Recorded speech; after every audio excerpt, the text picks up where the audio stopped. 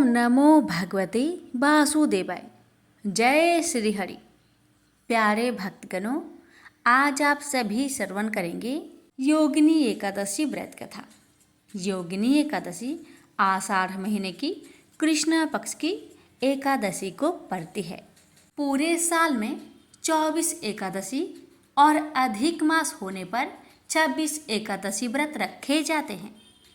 एकादशी व्रत और आषाढ़ महीना दोनों ही भगवान विष्णु को अति प्रिय है, इसलिए आषाढ़ माह की एकादशी का विशेष महत्व हो जाता है।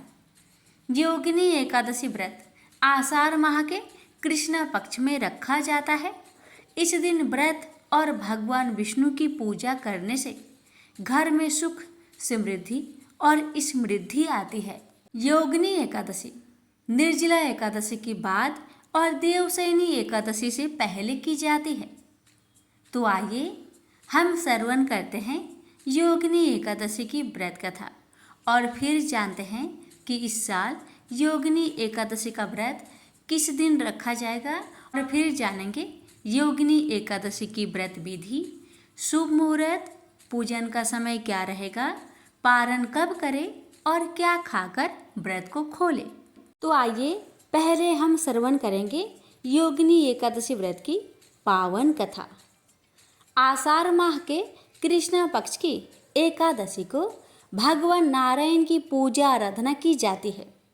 श्री नारायण भगवान विष्णु का ही एक नाम है, अतः अन्य एकादशियों के समान ही भगवान विष्णु अथवा उनके लक्ष्मी नारायण रूप की पूजा आराधना करें और दान आदि की क्रियाएं पूर्ण करें। इस एकादशी का व्रत करने से संपूर्ण पापों का क्षय होता है और पीपल का पेड़ काटने जैसे पाप तक से मुक्ति मिल जाती है। किसी के दिए हुए श्राप तक का निवारण हो जाता है। योगिनी एकादशी का व्रत करने से इस व्रत को करने वाला इस लोक में सभी सुखों को भोगकर अंत में मोक्ष को प्राप्त कर हरि चरणों में निवास प्राप्त करता है, ऐसा शास्त्रों का कथन है। महाराज युधिष्ठिर कहने लगे कि भगवान, मैंने ज्येष्ठ शुक्ल एकादशी का व्रत का महात्म्य सुना। अब कृपया आषाढ़ कृष्ण एकादशी की कथा सुनाइए। इसका नाम क्या है, महात्म्य क्या है, यह भी बतलाइए। श्री कृष्ण भगवान कहने लगे कि हे राजन, आषाढ़ कृष्ण एकादशी का नाम योगिनी है। इसके व्रत से समस्त पाप नष्ट हो जाते हैं। यह इस लोक में भोग और परलोक में मुक्ति देने वाली है। यह तीनों लोकों में प्रसिद्ध है। मैं तुमसे पुराणों में वर्णन की हुई कथा कहता हूँ, ध्यान पूर्वक सुनो। स्वर्ग धाम की अलकापुरी नामक नगरी में कुबेर नाम का एक राजा रहता था। वह शिव भक्त था और प्रतिदिन शिव की पूजा किया करता था। हेम की बिलाक्षी नामक एक सुंदर स्त्री थी। एक दिन वह मान सरोवर से पुष्प तो ले आया, लेकिन काम सख्त होने के कारण वह अपनी स्त्री से हाथ से विनोद तथा रमन करने लगा। इधर राजा उसकी दोपहर तक राह देखता रहा। अंत में राजा कुबेर ने सेवक को आज्ञा दी कि तुम लोग जाकर माली के न आने का कारण का पता करो, क्योंकि वह अभी तक पुष्प लेकर नहीं आया। सेवकों ने कहा कि महाराज, वह पापी अति कामी है, अपनी स्त्री के साथ हास्य विनोद और रमन कर रहा होगा। यह सुनकर कुबेर ने क्रोधित होकर उसे बुलाया। हेम माली राजा के भय से कांपता हुआ उपस्थित हुआ। राजा कुबेर ने क्रोध में आकर कहा, अरे पापी, नीच कामी, तूने मेरे परम पूजनीय ईश्वर श्री शिव जी महाराज का अनादर किया है। इसलिए मैं तुझे श्राप देता हूँ कि तू स्त्री का वियोग सहेगा और मृत्यु लोक में जाकर कोढ़ी होगा। कुबेर के श्राप से हेम माली का स्वर्ग से पतन हो गया और वह उसी क्षण पृथ्वी पर गिर गया। भूतल पर आते ही उसके शरीर में श्वेत कोढ़ हो गया। उसकी स्त्री भी उसी समय अंतर्ध्यान हो गई। मृत्यु लोक में आकर माली ने महान दुख भोगे। भयानक जंगल में जाकर बिना अन्न और जल से भटकता रहा। रात्रि को निद्रा भी नहीं आती थी, परंतु शिव जी की पूजा के प्रभाव से उसको पिछले जन्म की स्मृति का ज्ञान अवश्य रहा। घूमते घूमते एक दिन वह मार्कंडेय ऋषि के आश्रम में पहुंच गया, जो ब्रह्मा से भी अधिक वृद्ध थे और जिनका आश्रम ब्रह्मा की सभा के समान लगता था। हेममाली वहां जाकर उनके पैरों में पड़ गया। उसे देखकर मार्कंडेय ऋषि बोले, तुमने ऐसा कौन सा पाप किया है जिसके प्रभाव से यह हालत हो गई है? हेममाली ने सारा वृत्तांत कह सुनाया। जहाँ सुनकर ऋषि बोले, निश्चित ही तूने मेरे सम्मुख सत्य वचन कहे हैं, इसलिए तेरे उद्धार के लिए मैं एक व्रत बतलाता हूँ। यदि तू आषाढ़ मास के कृष्णा पक्ष की योगिनी नामक एकादशी का विधि पूर्वक व्रत करेगा तो तेरे सब पाप नष्ट हो जाएंगे। यह सुनकर हेममाली ने अत्यंत प्रसन्न होकर मुनि को साष्टांग प्रणाम किया। मुनि ने उसे स्नेह के साथ उठाया। हेममाली ने मुनि की कथा अनुसार विधि पूर्वक योगिनी एकादशी का व्रत किया। इस व्रत के प्रभाव से अपने पुराने स्वरूप में आकर वह अपनी स्त्री के साथ सुखपूर्वक रहने लगा। भगवान कृष्ण ने कहा, हे राजन, यह योगिनी एकादशी का व्रत 88,000 ब्राह्मणों को भोजन कराने के बराबर फल देता है। इसके व्रत से समस्त पाप दूर हो जाते हैं और अंत में स्वर्ग प्राप्त होता है। प्रेम से बोलिए जय श्री हरि। अब आइए प्यारे भक्तों, हम जानते हैं योगिनी एकादशी के व्रत के नियम के बारे में। योगिनी एकादशी व्रत करने से पहले भक्तों को व्रत के नियम जान लेने चाहिए, क्योंकि इन नियमों का पालन किए बिना व्रत का पूरा पुण्य लाभ नहीं मिलता। तो आइए जानते हैं योगिनी एकादशी व्रत के नियम के बारे में। योगिनी एकादशी व्रत के दौरान व्रती को भूल कर भी कभी झूठ नहीं बोलना चाहिए। इन्हें बड़ों का सम्मान करना चाहिए। योगिनी एकादशी व्रत के दौरान व्रती को किसी से बुरा बर्ताव नहीं करना चाहिए और न ही किसी के दिल को ठेस पहुंचानी चाहिए। योगिनी एकादशी व्रत में जरूरतमंदों की मदद जरूर करना चाहिए। योगिनी एकादशी व्रत के दिन घर में अंडा, मांस, मदिरा आदि का सेवन कतई ना हो। इस दिन घर में केवल स्वास्तिक भोजन ही बने। दशमी की रात से द्वादशी की रात तक व्रती को ब्रह्मचार्य का पालन करना चाहिए तथा व्रत की रात में भगवान का भजन करते हुए जमीन पर आराम करना चाहिए। एकादशी के व्रत में दशमी की रात से लेकर द्वादशी की सुबह एकादशी के व्रत के पारण करने तक अन्न ग्रहण नहीं करना चाहिए। भक्त अपनी श्रद्धा और भक्ति से निर्जला सिर्फ पानी लेकर, फल लेकर या एक समय फलहार लेकर योगिनी एकादशी को व्रत को करना चाहिए। एकादशी व्रत में दशमी को सूर्य अस्त के पहले भोजन कर लेना चाहिए। इसके बाद से ही व्रत शुरू हो जाता है और द्वादशी के दिन पारण करने तक चलता है। योगिनी एकादशी की पूजन विधि। योगिनी एकादशी के दिन विष्णु जी की पूजा का विधान है। साथ ही पीपल के वृक्ष की पूजा भी करनी चाहिए। इस दिन प्रातःकाल उठकर स्नान करना चाहिए।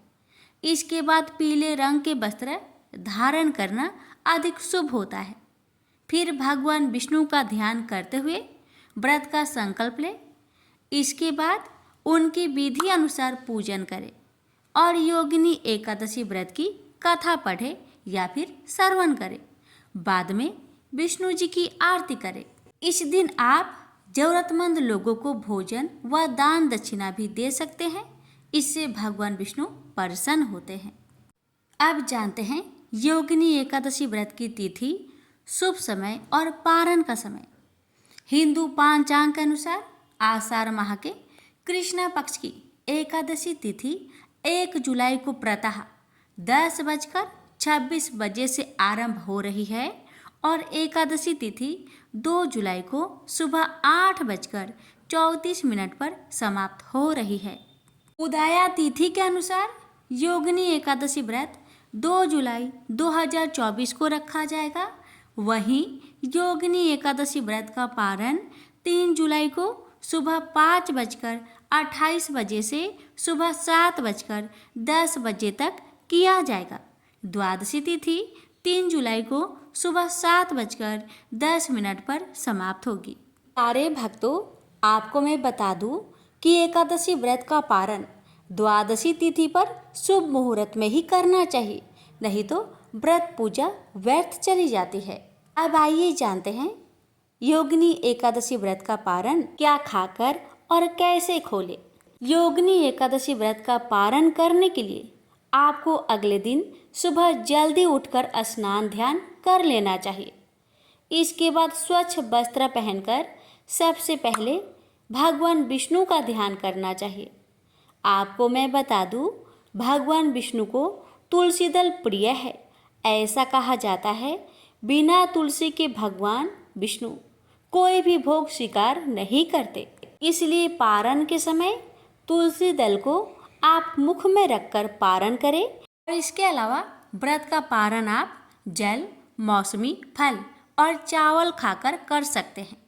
मान्यताओं के अनुसार एकादशी तिथि को चावल खाना पाप माना जाता है, लेकिन द्वादशी तिथि को अगर आप व्रत का पारण चावल खाकर करते हैं तो आपको अत्यंत शुभ फलों की प्राप्ति होती है।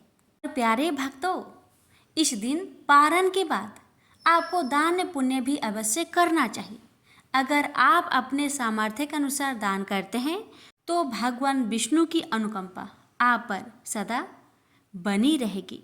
अरे भक्तों, कहते हैं कि योगिनी एकादशी व्रत में लक्ष्मी नारायण की कथा का श्रवण करने से आपके भंडार कभी खाली नहीं पड़ेंगे। तो आइए हम श्रवण करेंगे लक्ष्मी नारायण की पावन कथा। कथा को श्रद्धापूर्वक पूरा अवश्य सुनिएगा। प्रेम से बोलिए जय श्री हरि। राजा अमरीश भगवान श्री हरि के परम भक्त थे।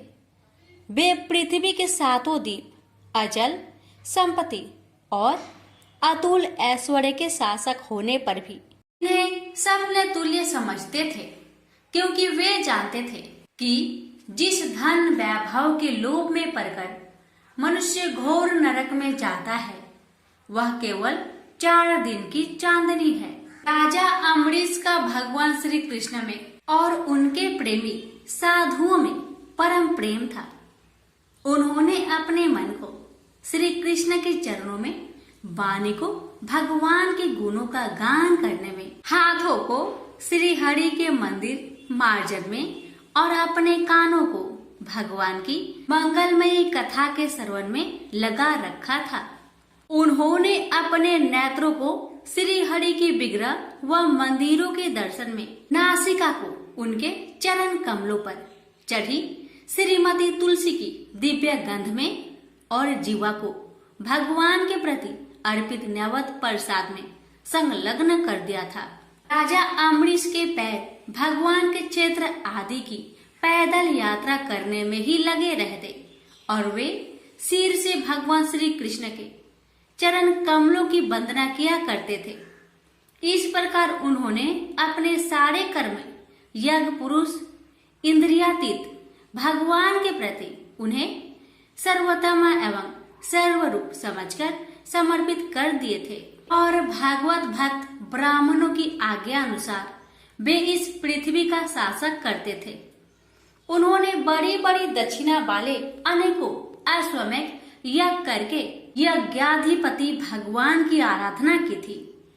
उनकी प्रजा महात्माओं के द्वारा गाए हुए भगवान के उत्तम चरित्रों का बहुत सम्मान करती, किसी समय बड़े प्रेम से श्रवण करती और किसी समय उनका गान करती। इस प्रकार उनके राज्य के मनुष्य देवताओं के अत्यंत प्यारे स्वर्ग की भी इच्छा नहीं करते। राजा अमरीश की अनन्य प्रेममयी भक्ति से प्रसन्न होकर भगवान ने उनकी रक्षा के लिए सुदर्शन चक्र को नियुक्त कर दिया था, जो विरोधियों को भयभीत करने वाला एवं भगवान भक्तों की रक्षा करने वाला है। एक बार उन्होंने अपनी पत्नी के साथ भगवान श्री कृष्ण की आराधना करने के लिए 1 वर्ष तक द्वादशी प्रधान एकादशी व्रत करने का नियम ग्रहण किया। उन्होंने 3 रात का उपवास किया और एक दिन यमुना जी में स्नान करके भगवान श्री कृष्ण की पूजा की। तत्पश्चात पहले ब्राह्मणों को स्वादिष्ट और अत्यंत गुणकारी भोजन कराकर उन लोगों के घर 60 करोड़ गौएं सुसज्जित करके भेज दी। जब ब्राह्मणों को सब कुछ मिल चुका, तब राजा ने उन लोगों से आज्ञा लेकर व्रत का पारण करने की तैयारी की। उसी समय श्राप और वरदान देने में समर्थ स्वयं दुर्वासा जी भी उनके यहाँ अतिथि रूप में पधारे। राजा अम्बरीश उन्हें देखते ही उठकर खड़े हो गए, आसन देकर बैठाया और विविध सामग्रियों से उनके चरणों में प्रणाम करके भोजन के लिए प्रार्थना की। दुर्वासा जी ने राजा अम्बरीश की प्रार्थना स्वीकार कर ली और इसके बाद आवश्यक कर्मों से निवृत्त होने के लिए वे नदी तट पर चले गए। वे ब्रह्मा का ध्यान करते हुए यमुना के पवित्र जल में स्नान करने लगे। इधर द्वादशी केवल घड़ी भर शेष रह गई थी। धर्मज्ञ अम्बरीश ने धर्म संकट में पड़कर ब्राह्मणों के साथ परामर्श किया। उन्होंने कहा, ब्राह्मण देवताओं, ब्राह्मण को बिना भोजन कराए स्वयं खा लेना और द्वादशी रहते पारण न करना दोनों ही दोष है। इसलिए इस समय जैसा करने से मेरी भलाई हो और मुझे पाप न लगे, ऐसा काम करना चाहिए। तब ब्राह्मणों के साथ विचार करके उन्होंने कहा, ब्राह्मणों, श्रुतियों में ऐसा कहा गया है कि जल पी लेना भोजन करना भी है, नहीं भी करना है। इसलिए इस समय केवल जल से पारण किए लेता हूँ। ऐसा निश्चय करके मन ही मन भगवान का चिंतन करते हुए राजश्री अम्बरीश ने जल पी लिया और फिर दुर्वासा जी के आने की राह देखने लगे। दुर्वासा जी आवश्यक कर्मों से निवृत्त होकर यमुना तट से लौट आए।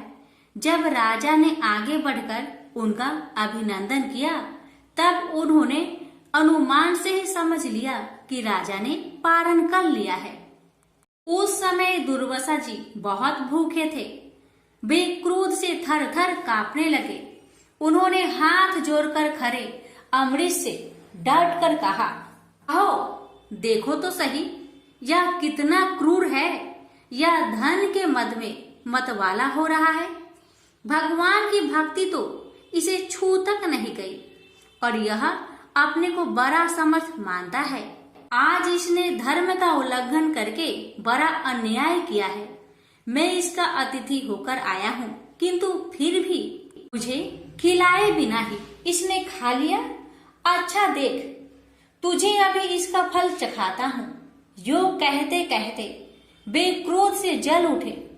उन्होंने अपनी एक जटा उखाड़ी और उससे अम्बरीश को मार डालने के लिए एक कृत्या राक्षसी उत्पन्न की। वह आग के समान जलती हुई हाथ में तलवार लेकर राजा अम्बरीश पर टूट पड़ी। परम पुरुष परमात्मा ने अपने सेवक की रक्षा के लिए पहले से ही सुदर्शन चक्र को नियुक्त कर रखा था। जैसे आग क्रोध से गुर्राते हुए सांप को भस्म कर देती है, वैसे ही चक्र ने दुर्वासा जी की कृत्या को जलाकर ढेर कर दिया।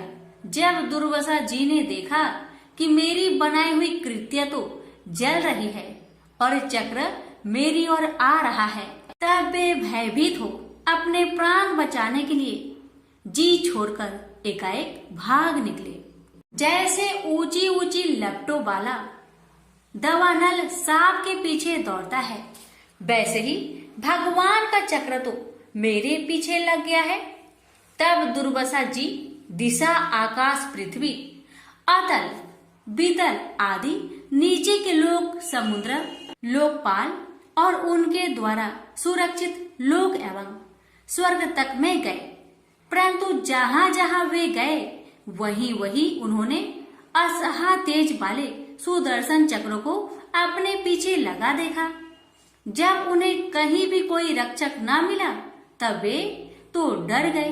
अपने प्राण बचाने के लिए वे देव शिरोमणि ब्रह्मा जी के पास गए और बोले, ब्रह्मा जी आप स्वयंभू हैं, भगवान के इस तेजोमयी चक्र से मेरी रक्षा कीजिए।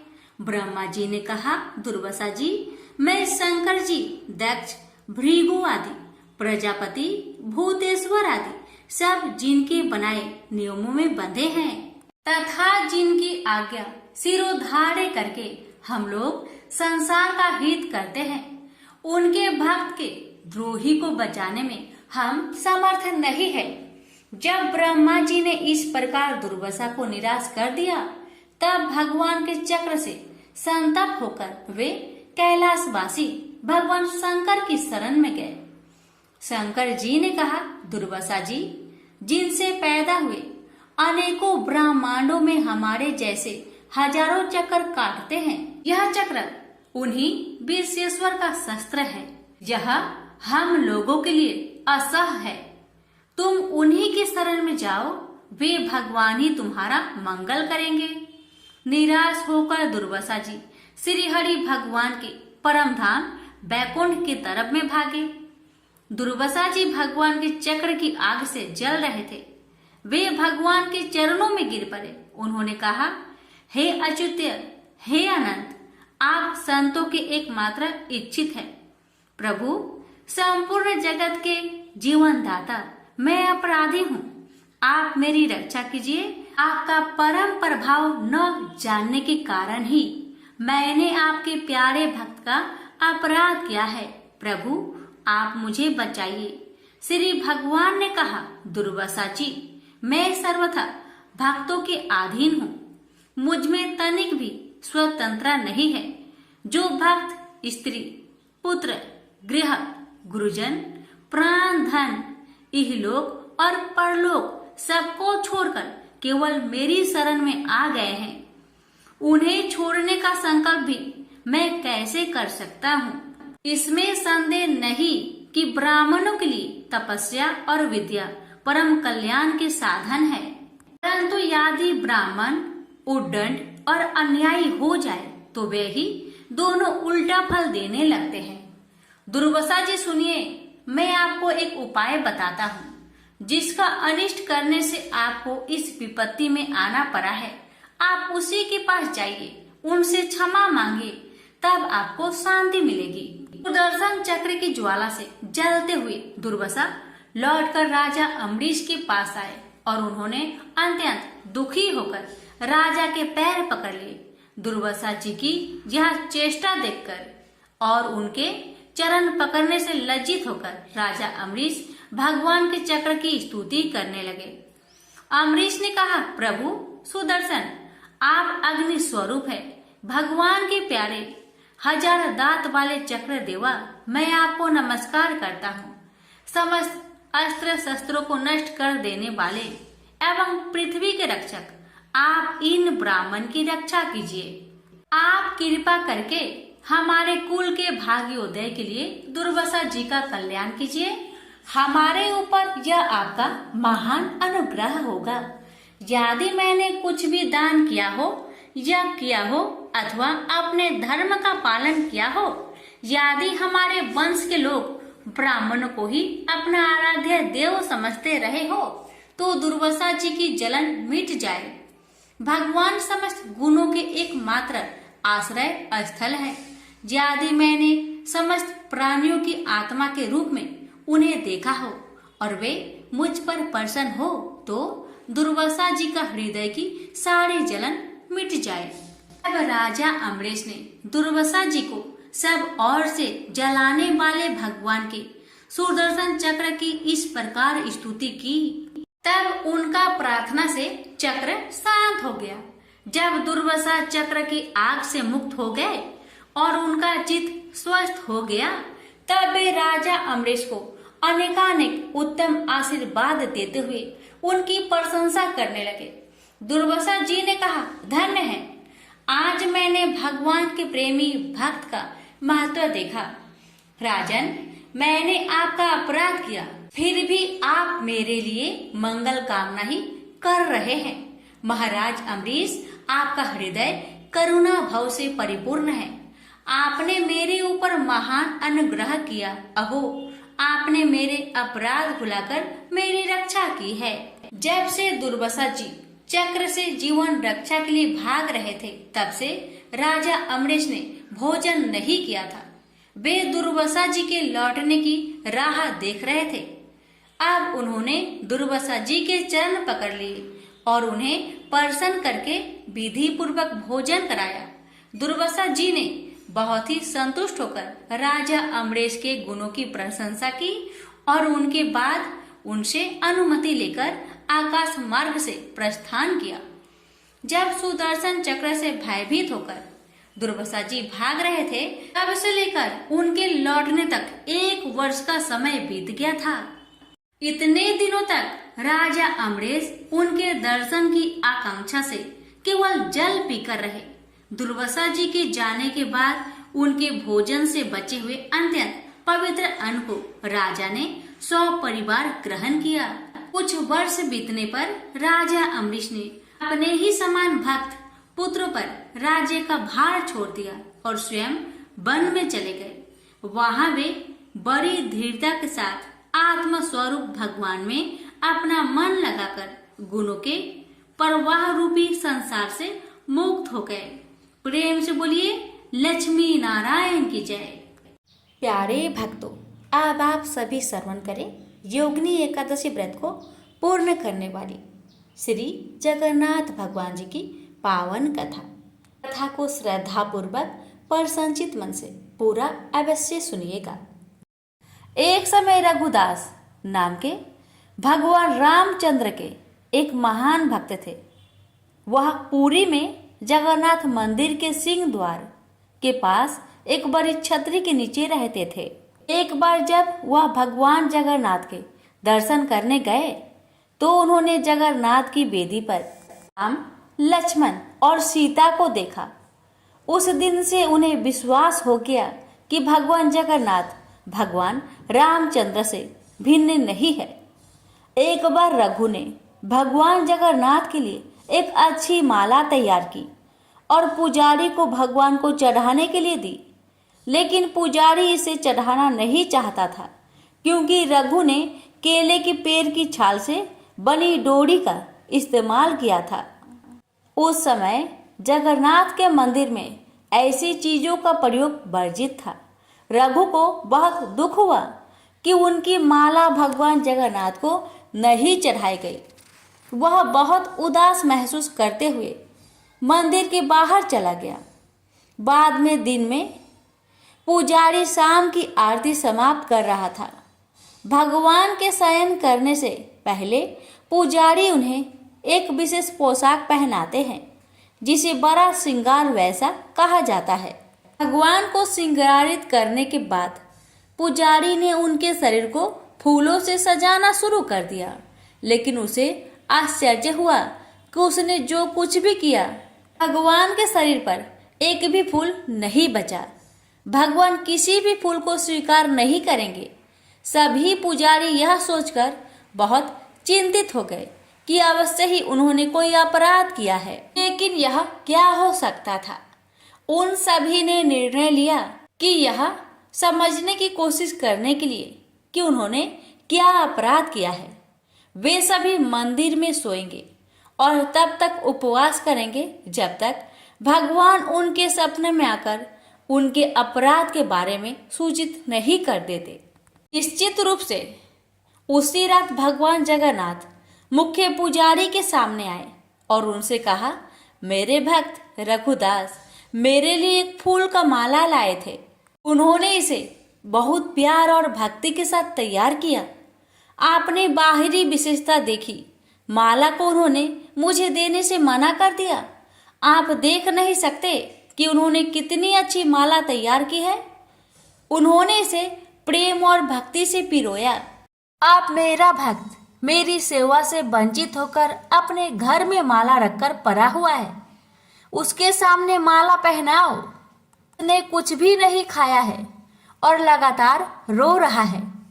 वह अभी तक सोया नहीं है। जब तक मेरे भक्त की इच्छा पूरी नहीं हो जाती, मैं आपसे कोई माला कैसे स्वीकार कर सकता हूँ और कैसे मैं शांति से सो सकता हूँ।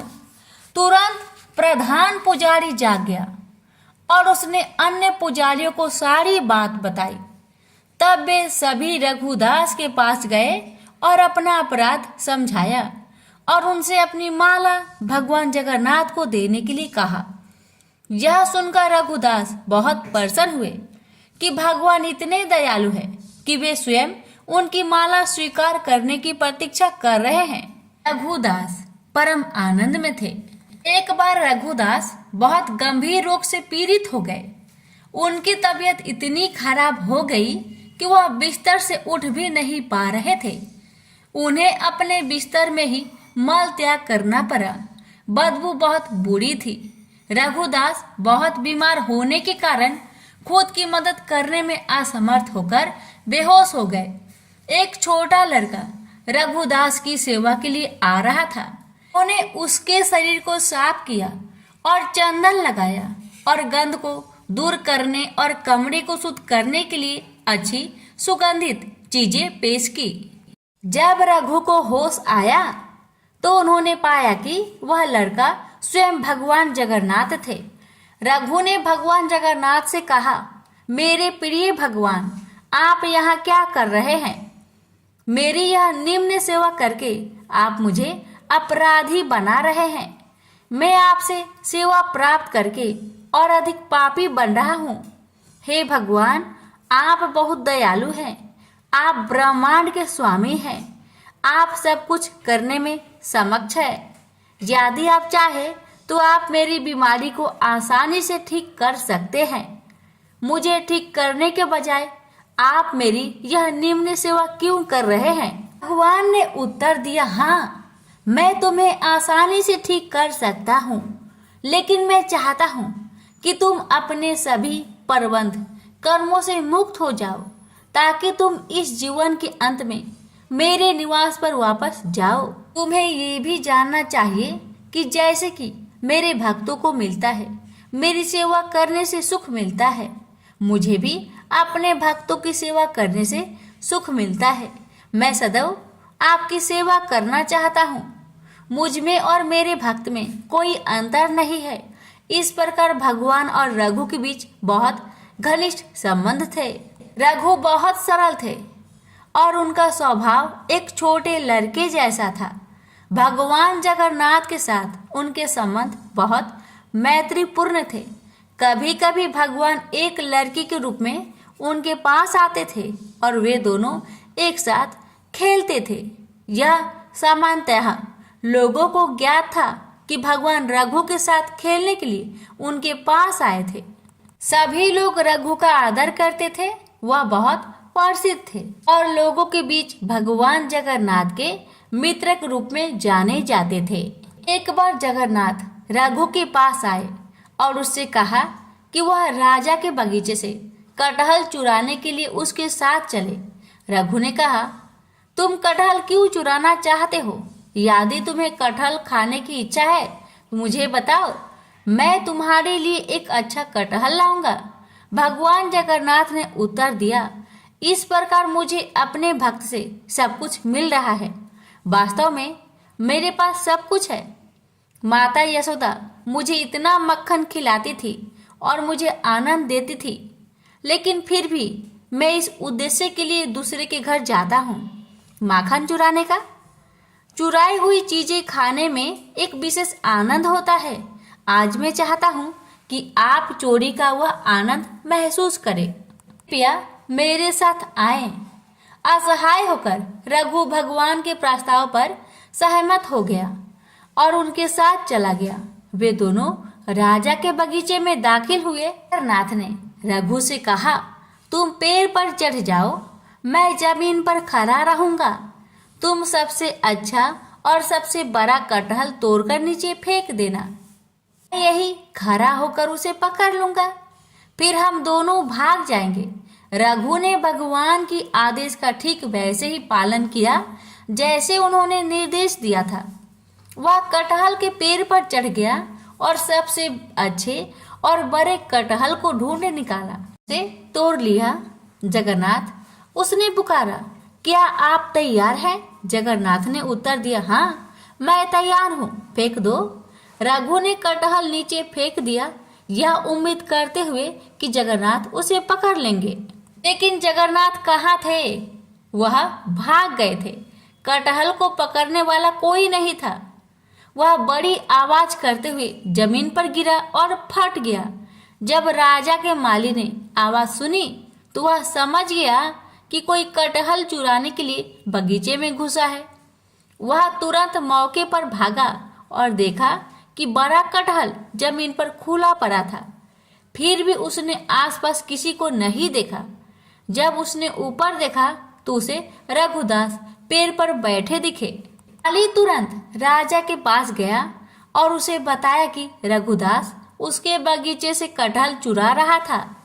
वह अभी भी वही पेड़ की चोटी पर बैठा है। उसने उत्साहपूर्वक राजा से कहा। राजा को विश्वास नहीं हो रहा था कि रघु कटहल चुराने के लिए उसके बगीचे में घुसा था।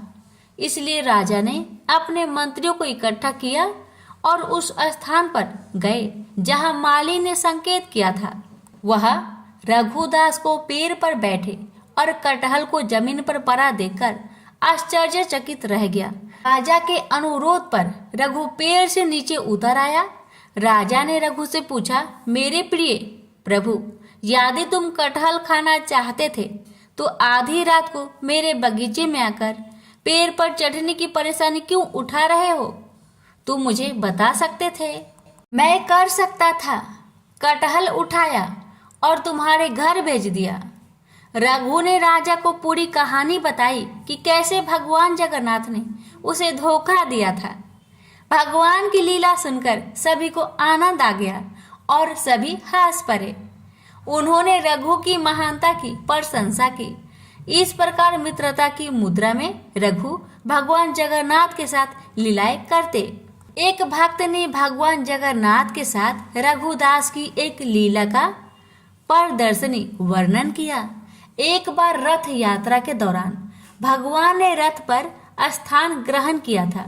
राजा द्वारा सड़क साफ करने के बाद रथ चलने के लिए सब कुछ तैयार था।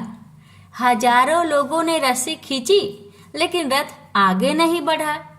स्थिति को देखते हुए ब्रिटिश साहेबा ने रथ को खींचने के लिए एक शक्तिशाली हाथी की व्यवस्था की, फिर भी रथ नहीं हिलेगा।